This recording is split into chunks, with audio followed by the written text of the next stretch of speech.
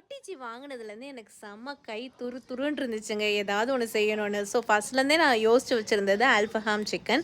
நம்ம சுனிதா சேனல்ல போட்டிருப்பாங்க. ஸோ அது எனக்கு அந்த வீடியோ பார்க்கும்போதே செம்ம டெம்ப்டிங்கா இருந்துச்சு சாப்பிடணும்னு சொல்லிட்டு. ஸோ நம்ம அதுதான் எழுதிலாம் வச்சுட்டேன் நானு ரெசிபிலாம். அப்புறம் வந்து நான் இதுக்கு தொட்டுக்கிறதுக்கு என்ன பண்ணலான்னு யோசிக்கும்போது, சரி தேங்காய் பால் சாதம் பண்ணலான்னு ஃபர்ஸ்ட்டு யோசிச்சேன். அப்புறம் நைட்டுனால பேசாம சப்பாத்தி வச்சுட்டே முடிச்சிடலான்னு சொல்லிட்டு சப்பாத்தியே செஞ்சாச்சு. ஸோ சப்பாத்தி, அதுக்கப்புறம் பீனட் சாஸு, அதுக்கப்புறம் வந்து நம்ம சிக்கன் தான் மெயின் டிஷ்ஷு.